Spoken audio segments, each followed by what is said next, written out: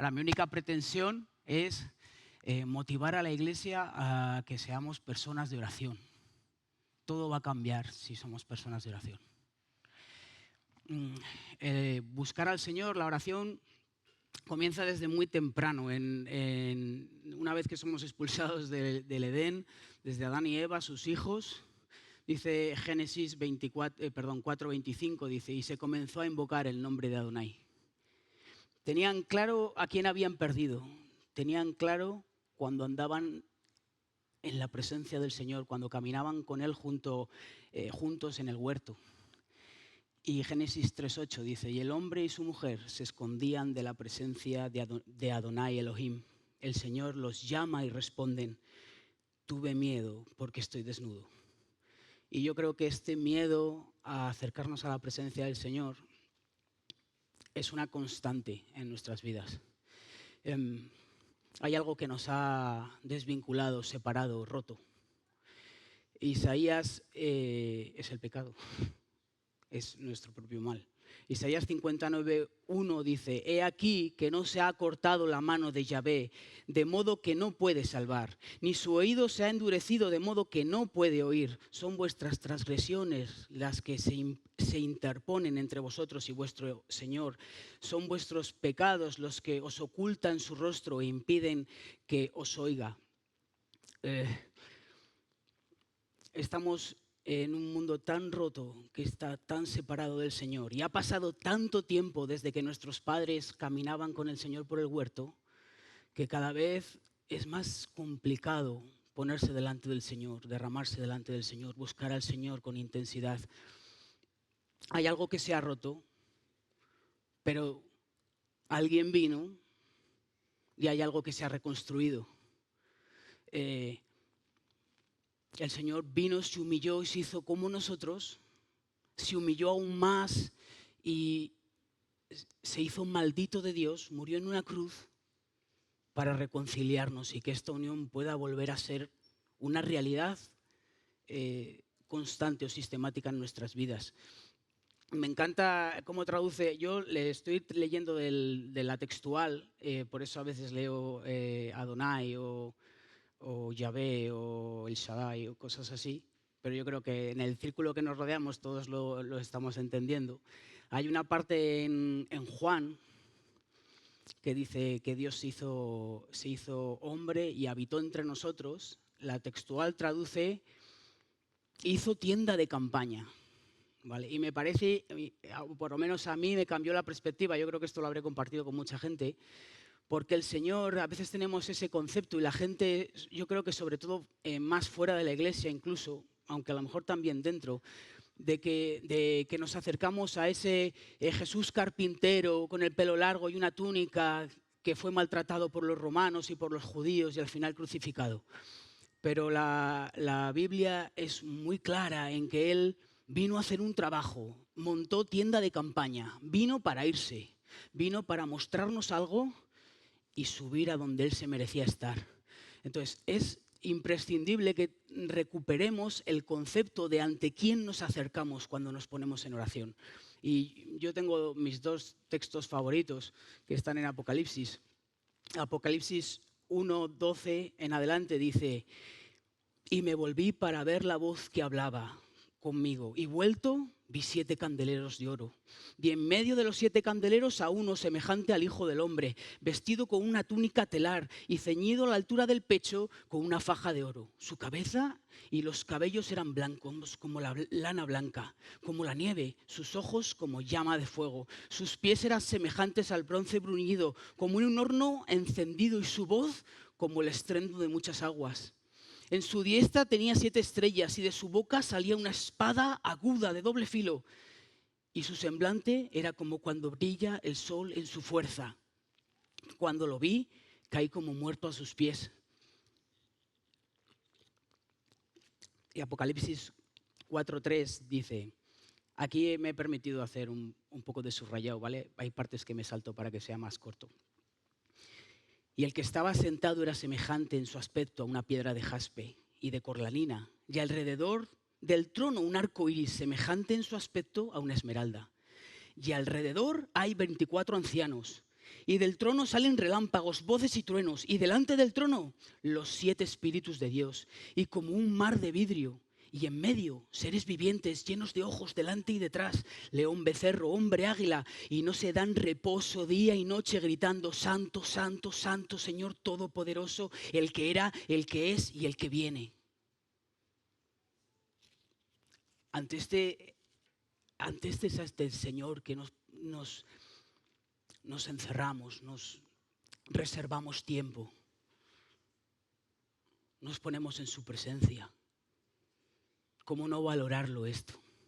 Y cómo no valorarlo aún más cuando la palabra nos enseña que no podemos hacer nada si no estamos con Él. Dice Juan 15:5, dice: yo soy la vid y vosotros los pámpanos. El que permanece en mí y yo en éste produce mucho fruto, porque separados de mí nada podéis hacer. Yo sé que este texto está más que releído, pero esto no consiste en una recarga de pilas, no consiste en coger energías por la mañana, en leer y todo. Yo no me estoy metiendo con nada, en leer el mítico versículo del calendario y coger fuerzas, el escuchar una canción. Y esto consiste en que si somos una rama que está fuera de la vid, estamos muertos, y si somos una rama que está en la vid, estamos vivos, y solo existe vivos o muertos. Necesitamos al Señor todo el tiempo. Por lo tanto, ¿cuánto orar? Yo creo que la respuesta es clarísima, ¿no? Pero la Biblia nos enseña, 1 Tesalonicenses 5:16 en adelante: regocijaos siempre, orad sin cesar, dad gracias en todo, porque esta es la voluntad de Dios para vosotros en Cristo. No apaguéis el espíritu. Lucas 18:1 cuenta una historia, dice: les contó también una parábola sobre la necesidad de orar siempre y no desfallecer. Y habla de una viuda que le dice a un juez injusto: hazme justicia de mi adversario. El juez, que no temía ni respetaba a hombre, dice: le haré justicia por cuanto me es molesta, ¿no? Y sigue Lucas 18:6 y dice: y dijo el Señor: oíd lo que dice el juez injusto, y Dios no hará ciertamente justicia a sus escogidos que claman a Él día y noche, y no será paciente con ellos. A veces pensamos que esta parábola enseña que si insistimos a Dios, al final Él hará lo que le pedimos. Pero no enseña esto esta parábola. Más bien enseña que si un juez injusto al final escucha, ¿cómo un padre amoroso no va a escuchar a sus hijos? Y si un juez injusto hace de vez en cuando justicia, podemos confiar en que nuestro Dios bueno siempre va a hacer justicia. Necesitamos orar en cantidad. Pero hay algo que nos lo impide, ¿no? Dice Mateo 26, Jesús en Getsemaní les dice, el 40 y 41, voy a leer, dice: luego va a los discípulos y hallándolos durmiendo, dice a Pedro: ¿no pudisteis velar conmigo ni una sola hora? Velad y orad para que no entréis en tentación. En verdad, el espíritu está dispuesto, pero la carne es débil. Nuestra carne es débil para orar y debemos... A lo mejor soy el único que le pasa, pero yo considero que soy sincero si digo que no lo hago. O no lo hago lo suficiente. Yo creo que nos ocurre como les ocurre a los hijos con los padres, que son el... Yo creo que esto, pues, ahora si eres más joven no te hará ni dirás, pues bien, me lo han dicho 1000 veces, no lo entiendo, pero según te vas haciendo mayor te das cuenta de que tus padres son las personas que más te han querido, pero nunca recurres a ellos cuando tienes un problema. Y pasa lo mismo cuando el matrimonio. El matrimonio es el vínculo perfecto, pero parece que luego en la realidad al hombre le cuesta buscar a su mujer para encontrar consuelo o remedio, y a la mujer le cuesta buscar al hombre para encontrar solución. ¿Cómo no nos va a pasar con Dios? ¿No? Me acordaba de una frase que he oído muchas veces de esto, que los protestantes mentimos mucho cuando cantamos, pero no cuando vivimos. Pero yo creo que nos pasa lo mismo con la oración, que mentimos mucho cuando decimos que oramos. Y no está Rubén, el marido de Gadea, pero hablaba con él sobre esto extensamente con respecto a la iglesia y la oración, y me decía una cosa que yo creo que tiene mucho sentido. Mira, él me decía que tiene la ventaja de que por el entorno en el que se mueve es propenso, tiene la facilidad de pasar horas en oración. Y yo pensaba, pues es verdad, porque nosotros al final en nuestra dinámica protestante pues tenemos una alabanza increíble y una predicación maravillosa y descuidamos muchas veces los tiempos de oración. Descuidamos pasar tiempo delante de la presencia del Señor. Y necesitamos pasar tiempos largos y tiempos cortos. Necesitamos todos los tiempos, todos los... O sea, está bien que digas, yo me mantengo en comunión con el Señor todo el día. Está bien. Y bien, o sea, yo no critico eso, hay que mantenerse en comunión con el Señor todo el día. Pero también está bien las reuniones de oración, las vigilias, tus tiempos personales. Está bien que reserves tiempos, hasta aunque sean minúsculos, antes de dormir, antes de comer, al despertarme. Porque de la constancia hacemos rutinas y necesitamos adoptar la rutina de pasar tiempo con el Señor. Es cierto que se dice lo de no es la cantidad, es la calidad. Y evidentemente es la calidad del tiempo con el Señor. Pero en la cantidad del tiempo con el Señor hay calidad también. Pasa cantidad de tiempo con el Señor. Por lo menos en mi experiencia personal, hacen falta rutinas. Hacen falta ponerse tiempos, momentos. Nadie va a llegar al último día de su vida arrepentido por haber orado demasiado. Pero puede que sí al revés. Este viernes compartía Rafa es un interno que compartía sobre Mateo 25, Mateo 25 del 1 al 13, la parábola de las 10 vírgenes.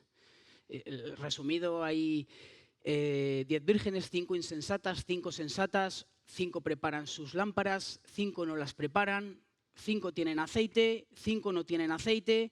El versículo 5 y 6 dice, mas tardando el novio, todas comenzaron a cabecear y se dormían. Esto no es un sprint, esto es una carrera de fondo. Nos vamos a dormir. Necesitamos recursos. Necesitamos estar preparados para la carrera de fondo. Necesitamos estrategias. Pasar tiempo con el Señor. Dice el 13, velad pues, ya que no sabéis el día ni la hora. La cuestión es que al final, no he querido leer la parábola entera, pero al final el Señor les dice, apartaos, no os conozco. Puede que hayáis escuchado esto 1000 veces, pero haced lo propio. Lo único importante es que el Señor nos conozca. Que nosotros conozcamos al Señor es indiferente. Lo importante es que el Señor nos conozca. Pasa tiempo en la presencia del Señor como para que Él te conozca, como para que le suene tu nombre, como para que conozca tu vida.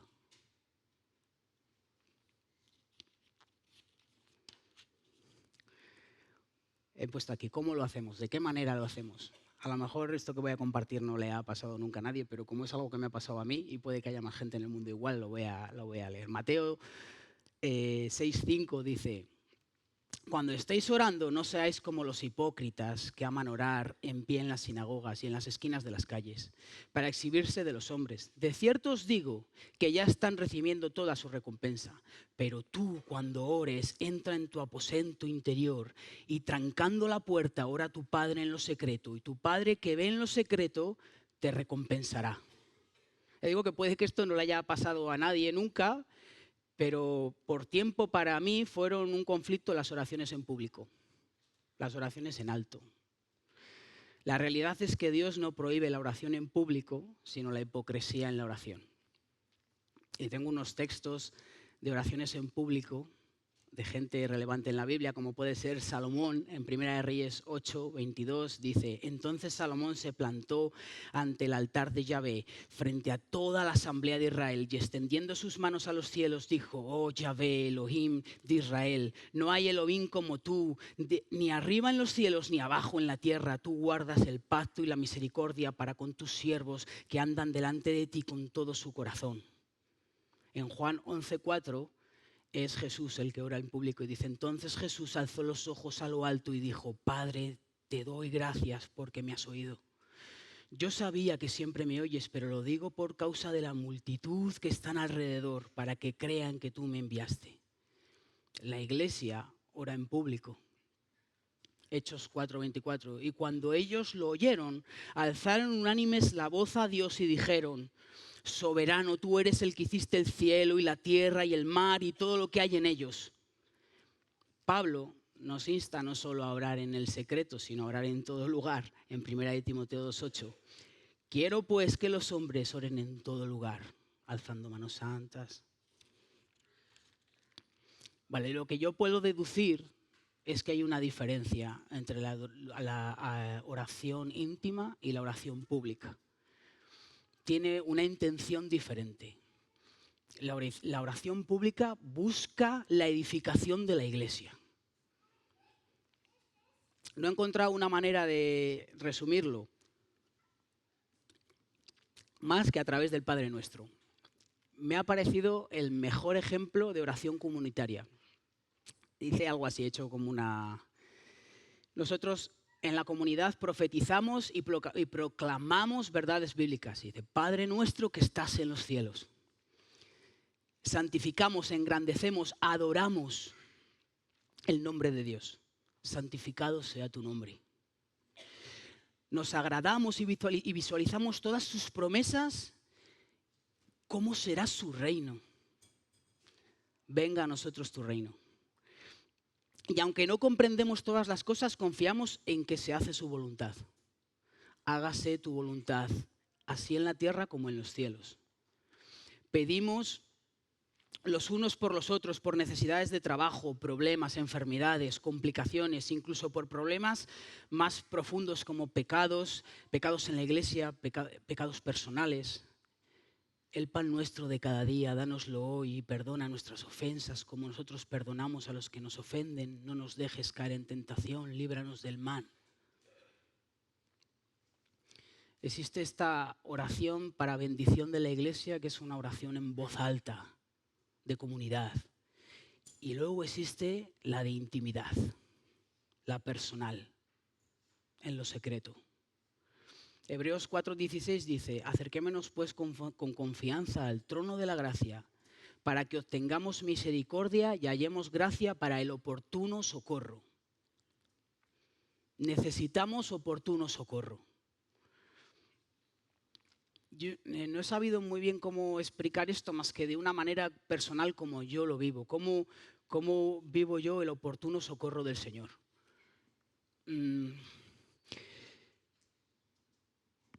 Se puede dar el caso, y yo he vivido situaciones en mi vida sobrenaturales en las que el Señor te habla de una manera increíble, por visiones, porque un hermano te da una profecía, por una revelación bíblica concreta, pero no es la generalidad en mi vida.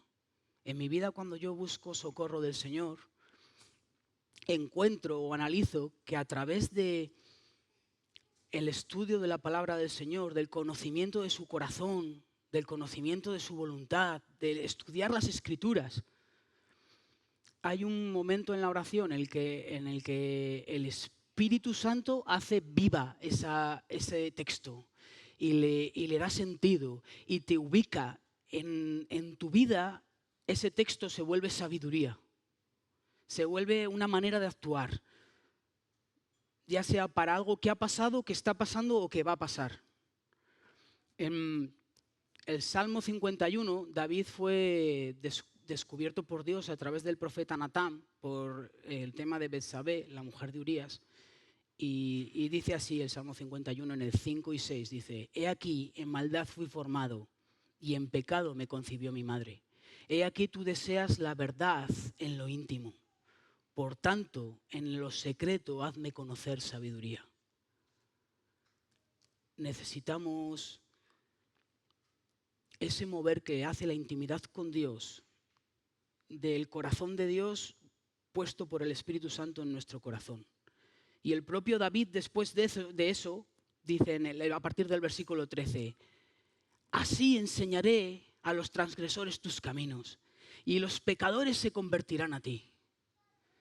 Si no tenemos tiempo con el Señor en intimidad, no vamos a desarrollarnos como las herramientas que Dios quiere. El texto que he leído antes, en Mateo 26, 41, dice también: velad y orad para que no entréis en tentación. Es el de: en verdad el espíritu está dispuesto, pero la carne es débil. Velad y orad para que no entréis en tentación. David no solo necesitaba esta sabiduría después de lo de Betsabé, la hubiese necesitado antes y durante. Necesitamos estar injertados constantemente. Ahora, me planteaba el problema que hay. A lo mejor son cosas que solo me han pasado a mí, pero cuando uno busca al Señor y está en la presencia del Señor y dedica tiempo a ponerse en la presencia del Señor, pero no escucha nada. No sé si la frase no escucha nada, no recibe nada, no siente nada, no percibe nada. Parece que habla solo. Y pensaba, yo sé que el Señor nos escucha. Hay motivos por los que el Señor puede no escucharnos. Y me ha dado por escribir una lista de 6 motivos que yo encuentro en la Escritura que deberíamos de analizar en nuestra vida, porque pueden generar un estorbo, no porque el Señor no nos escuche, porque el Señor escucha todo, sino un estorbo en nuestra relación de intimidad con el Señor. Por lo demás, confiamos en que el Señor nos escucha. Estos motivos son 6, he puesto 6, a lo mejor hay más o menos, no lo sé, a lo mejor he puesto alguno de más. Uno, para mí, es necesaria la fe.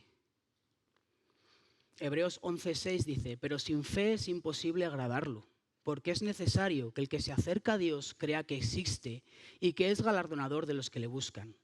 La oración es un privilegio, es un regalo para sus hijos. Ahora, puede que haya hijos de Dios que se acercan a Dios que todavía ni saben que son hijos de Dios. No sé si me llegaba a expresar bien con esa frase. El segundo sería el egoísmo. Santiago 4:3 dice: pedís y no recibís, porque pedís mal para derrochar en vuestros deleites. El tercero sería la hipocresía. Mateo 6:5 dice: cuando estés orando, no seas como los hipócritas que aman orar en pie en las sinagogas y en las esquinas de las calles para exhibirse ante los hombres. De cierto os digo que ya tienen su recompensa. Lucas 18 dice: el publicano y el fariseo, la historia de estos 2 hombres, dice: el fariseo de pie oraba consigo mismo. Si nuestra intención en la oración es orar con nosotros mismos o intentar agradar a los hombres que nos rodean, tenemos un problema para que el Señor nos preste cierta atención. La hipocresía es un problema en la oración. La palabrería. Me gusta cómo lo traduce la textual, porque dice, Mateo 6:7 dice: orando no parloteéis.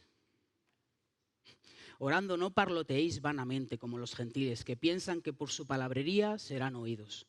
A veces atribuimos esto a a las repeticiones de la Iglesia católica, pero nosotros tenemos nuestro parloteo particular. Oh, Padre soberano, celestial, altísimo. Si estuvieras delante de la presencia de Dios, ¿tú hablarías así? Si es sí, amén. Sigue hablando así delante del Señor. O sea, lo que quiero decir es, si tú delante del Señor le dirías santo, santo, santo, santo, santo, santo, santo, eso no es parlotear. Parlotear es acercarte al Señor Altísimo sin reconocer que te estás acercando en humildad y certidumbre al Señor Altísimo. La salud en el matrimonio. Primera de Pedro 3:7. Este es el punto 5, ya solo me he quedado. Primera de Pedro 3:7. De igual manera, los esposos, convivid con comprensión, mostrando honor a la esposa como a vaso más frágil y como a coherederas de la gracia de la vida, para que vuestras oraciones no sean estorbadas. Mira, hay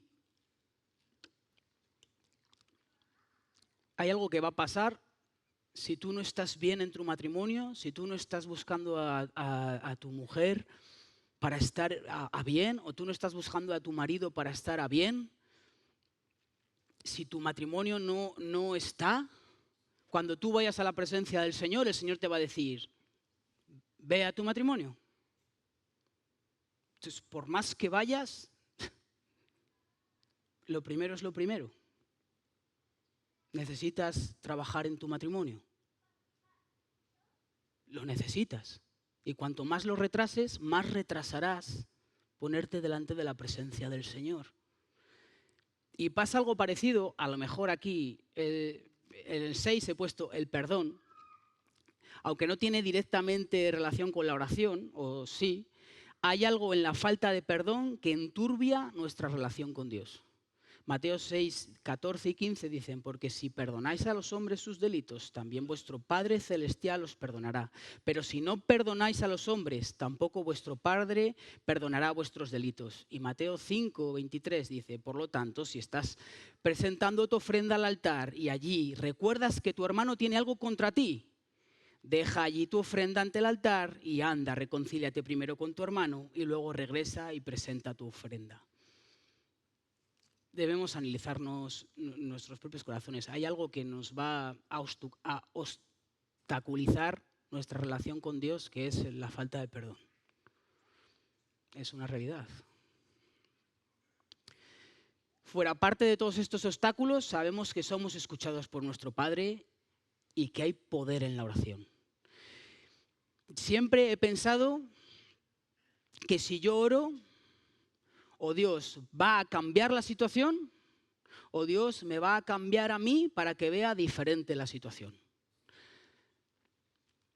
Eso he estado pensando hasta hace poco, que le he estado dando más vueltas y más vueltas y más vueltas, y resulta que yo he encontrado una tercera opción, que es que Dios no cambie la situación y tampoco me cambie a mí. Y yo siga sufriendo y padeciendo por la situación. Y no sé cómo, la verdad, no me he dado cuenta de esta situación antes porque la encontramos claramente en Job. Cuando uno le da vueltas al libro de Job, se da cuenta de que Job no para de suplicar a Dios por una respuesta, la situación no cambia, Dios solo mantiene silencio. Entonces yo me preguntaba, ¿para qué? ¿Para qué Dios hizo esto? Y encontraba dos cosas como muy básicas de para qué esta aflicción, por qué y para qué este silencio en la aflicción. ¿Por qué y para qué este desgaste en la oración de orar y no escuchar, no recibir? Y el primero era bastante claro, Dios trata directamente con Job. En los 38 capítulos que Dios no le dirige ni la palabra, Job descubre a Dios, se encuentra con Dios, se topa de morros contra ese Dios bueno que lo ha creado todo perfecto. Pero hay otro punto que nunca había recaído en él, o nunca me había parado a pensar en él, que es que Dios trata con la gente que está alrededor de Job. A sus cuatro amigos les enseña a apreciar que el sufrimiento no es un castigo por nuestras maldades necesariamente, cuando ellos lo tenían clarísimo. Sus amigos aprenden la importancia de sufrir con los que sufren. Aprenden lo importante que es ser sinceros ante Dios ante la aflicción y confesarle nuestras cargas con la queja que Job tiene constante delante del Señor. Y yo lo puedo percibir como el Señor trabaja con la aflicción de otros en mi vida. Yo sé que esto no es cómodo para los que sufren la aflicción, pero es bendición para los que nos nutrimos de personas con las que Dios está trabajando a través de la aflicción. Hace un par de semanas estuvimos en un retiro de matrimonios y había 2 matrimonios que estaban bien, pero habían pasado aflicción porque no podían tener hijos. Pues para nosotros fue reconfortante escucharles hablar de lo que Dios había y la confianza que tenían en Él después de la aflicción que habían pasado. Yo se lo digo mucho a Esther, que para mí ella es una fuente de bendición porque a través del sufrimiento que ella ha vivido con la pérdida de sus padres, pues yo puedo percibir en ella la capacidad que tiene de seleccionar las cosas importantes. Cuando se muere alguien que tú amas, las cosas importantes toman otro escalafón diferente. Y si eso Dios lo ha hecho una herramienta en tu vida, pues los demás pueden disfrutar de esa bendición. Yo sé que para nada es reconfortante pasar por aflicción. Y que probablemente aquí muchísima gente estéis o estemos pasando por aflicciones diferentes. Y que no siempre el Señor se hace audible como nos gustaría. Por eso analizaba el libro de Job y pensaba, ¿cómo pudiera haber sido posible? A lo mejor esto es una herejía, ¿eh? No lo sé. ¿Cómo pudiera haber sido posible que Job no hubiera sido escrito? O sea, a Job le pasa aflicción, Job se queja, Job busca al Señor, el Señor no le responde y yo entiendo que lo normal y por eso tenemos el libro de Job y por eso nos nutrimos de la enseñanza del libro de Job es la desesperación y la queja. Eso es lo normal.